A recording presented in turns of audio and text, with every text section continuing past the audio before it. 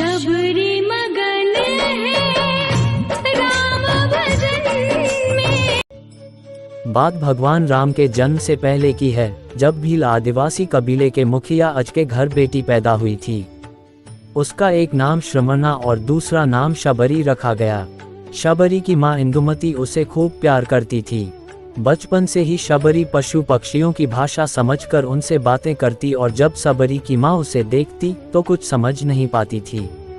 कुछ समय बाद एक पंडित ने शबरी के परिवार को बताया कि वो आगे चलकर सन्यासी बन सकती है।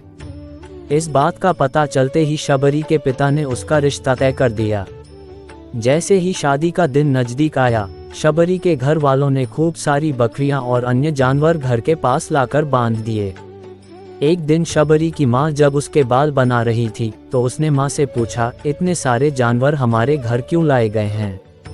मां ने जवाब दिया, बेटी तुम्हारा विवाह होने वाला है, इसलिए हम लोगों ने इनका इंतजाम बलि के लिए किया है। तुम्हारी शादी के दिन ही बलि प्रथा होगी और फिर इनसे स्वादिष्ट भोजन बनाकर सबको परोसा जाएगा। ये सब सुनकर शबरी दुखी हो गई। काफी देर तक शबरी ने उन जानवरों को आज़ाद करने के बारे में सोचा। सोचते सोचते शबरी के मन में हुआ कि अगर ये जानवर यहाँ नहीं होंगे तो इनकी बलि रुक सकती है। ऐसा नहीं हुआ तो मेरे घर से कहीं चले जाने पर ही यह बलि रुकेगी। जब मैं ही नहीं रहूंगी तब न विवाह होगा और न ही बलि प्रथा। इससे मासूम जानवर बच जाएंगे।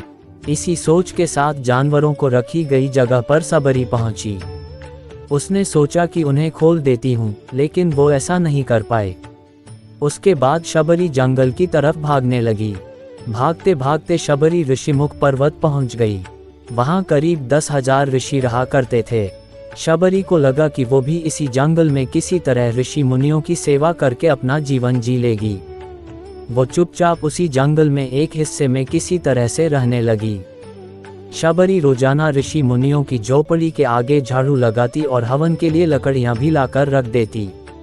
ऋषि मुनियों को समझ नहीं आ रहा था कि जंगल में उनके काम अपने आप कैसे हो रहे हैं। एक दिन शबरी को किसी ऋषि ने देख लिया।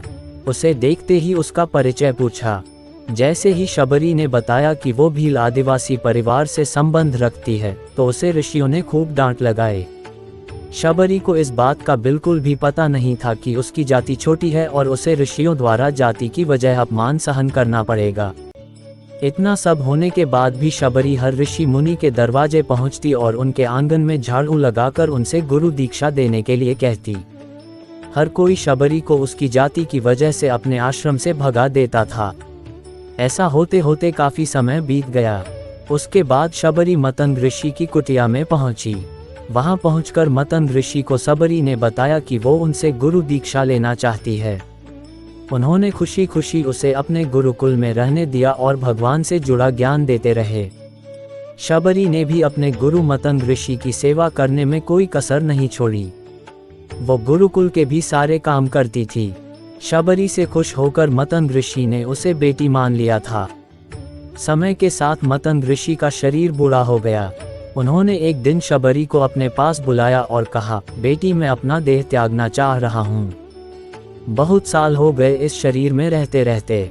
शबरी ने दुखी मन से कहा, आपके ही सहारे मैं इस जंगल में रह पाई हूँ। आप ही चले जाएंगे तो मैं जीकर क्या करूँगी? आप अपने संग मुझे भी ले जाए, मैं भी देह त्याग दूंगी। मतंग ऋषि ने जवाब दिया, बेटी तुम्हें चिंता करने की जरूरत नहीं है। राम तुम्हारी चिंता करेंगे और ध्यान भी रखेंगे। शबरी ने राम का नाम सुनने के बाद पूछा, वो कौन है और उन्हें मैं किस तरह से ढूंढूंगी?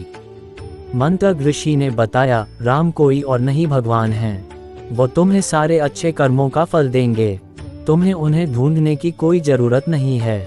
वो एक दिन खुद तुम्हें खोजते हुए इस कुटिया में आएंगे और तुम्हें उनके हाथों ही मोक्ष मिलेगा। तब तक तुम इसी आश्रम में रहो। इतना कहते ही मंतग ऋषि ने अपना शरीर त्याग दिया। शबरी के मन में मंतग ऋषि के जाने के बाद से एक ही बात थी कि भगवान राम स्वयं उससे मिलने आएंगे। वो रोज भगवान राम से मिलने के लिए बाग से अच्छे अच्छे फूल लाकर पूरा आश्रम सजाती और भगवान के लिए बेर तोड़कर लाती। भगवान के लिए बेर चुनते हुए शबरी उन्हें चख लेती थी ताकि भगवान वो सिर्फ मीठे बेर ही दे। रोजाना शबरी इसी तरह भगवान के दर्शन की आस में फूल और बेर इकट्ठा करती रहती थी। इसी तरह इंतजार में कई साल बीत गए। शबरी का शरीर एकदम वृद्ध हो गया। एक दिन आश्रम के पास के ही तालाब में शबरी पानी लेने के लिए गई। तभी पास के ही एक ऋषि ने उसे अछूत कहते हुए वहां से भागने के लिए कहा और एक पत्थर मार दिया। वो पत्थर जब शबरी को लगा तो उसे चोट लगी और खून बहने लगा। बहते हुए खून की एक बूंद उसी तालाब के पानी में गिर गई। तभी पूरा तालाब का पानी खून में बदल गया। ये सब होता देखकर ऋषि ने शबरी को ही डांटा और कहा कि पापीन, तुम्हारी वजह से पूरा पानी खराब हो गया। कई सारे जतन करने के बाद भी कुछ नहीं हुआ। फिर उन्होंने गंगा जैसी कई पवित्र नदियों का जल भी उस तालाब में डाला। फिर भी तालाब का पानी साफ नहीं हो पाया और वो खून जैसा ही रहा। कई सालों तक तालाब के पानी को साफ करने की कोशिश के बाद भी कुछ काम नहीं आया तो ऋषि ने थककर सब कुछ छोड़ दिया। इस घटना के कई सालों के बाद भगवान राम अपनी पत्नी सीता के हरण के बाद उन्हें ढूंढते हुए उसी तालाब के पास पहुंचे। ऋषि मुनियों ने उन्हें पहचान लिया। भगवान को वहां देखकर ऋषियों ने तालाब का पानी साफ करने के लिए भगवान को अपने पैर उसमें डालने के लिए कहा, लेकिन पानी जैसे का तैसा ही था। ऋषि मुनियों ने भगवान से भी कई अन्य जतन करवाए, लेकिन वो पानी जस का तस खून जैसा ही रहा। तब भगवान ने ऋषियों से पानी के रक्त में बदलने की कहानी पूछी। तब ऋषि ने शबरी को पत्थर मारने वाली सारी बात बता दी। उसके बाद कहा कि वो महिला ही अपवित्र है, छोटी जात की है, इसलिए ये सब हुआ है। उसी वक्त भगवान राम ने कहा, ये सब आप लोगों के खराब वचनों से हुआ है। शबरी को इस तरह के शब्द बोलकर आप लोगों ने उसे नहीं बल्कि मेरे दिल को घायल किया है। इसी घायल दिल के रक्त का प्रतीक ये तालाब का लाल पानी है। आगे भगवान राम बोले, कहाँ है वो माई, मैं उनसे मिलना चाहता हूँ। तब तक शबरी उसी तालाब के पास पहुँच जाती हैं। इस दौरान शबरी के पैर को ठोकर लगती है और कुछ धूल उस तालाब में गिर जाती है। तभी सारा पानी साफ हो जाता है।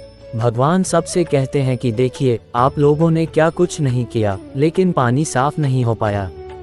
अभी सिर्फ इनके पैर की थोड़ी सी धूल ने ही तालाब का पानी साफ कर दिया। भगवान राम को शबरी पहचान चुकी थी। उन्हें प्रणाम करके शबरी ने कहा, भगवान आप मेरे साथ कुटिया में चलिए। भगवान भी खुशी खुशी शबरी के साथ चल पड़े। फूलों से शबरी ने भगवान राम का स्वागत किया। वो सीधे बेर तोड़ने के लिए भाग गईं और चक चक कर उनके लिए बेर लेकर आई। उन्होंने बड़े ही प्यार से भगवान राम और उनके भाई लक्ष्मण को बेर दिए। भगवान राम ने भी उतने ही प्यार से उन बेर को खाना शुरू किया। तभी बेर देखकर मुंह बनाते हुए लक्ष्मण ने कहा, भैया ये बेर जूठे हैं, इन्हें आप कैसे खा सकते हैं? भगवान ने जवाब दिया, लक्ष्मण ये जूठे नहीं बल्कि बहुत मीठे हैं। शबरी माई हम सब के लिए ये बहुत प्यार से तोड़कर लाई हैं। इतना कहकर भगवान राम प्यार से उन बेर को खाने लगे। भगवान ने जाते हुए शबरी माई से कहा, आप मुझसे जो चाहे वो मांग सकती हैं। शबरी ने उन्हें कहा, मतंग ऋषि के कहने पर मैं आज तक सिर्फ आपके दर्शन करने के लिए जी रही थी। अब आप मुझे मोक्ष प्रदान कीजिए, मैं अपना शरीर आपके सामने ही त्यागूंगी। उसी वक्त शबरी ने अपना शरीर त्याग दिया। भगवान राम ने अपने हाथों से उनका अंतिम संस्कार किया और सीता माँ की खोज में आगे बढ़ गए। इस तरह से ऋषि मतंग की बात सच साबित हुई और शबरी को भगवान राम के दर्शन भी हुए। तभी से भगवान राम को शबरी के राम भी कहा जाने लगा। कहानी से सीख, सच्ची श्रद्धा हो तो भगवान के दर्शन जरूर होते हैं। वीडियो पसंद आई तो लाइक और सब्सक्राइब जरूर करें। जय जय श्री राम।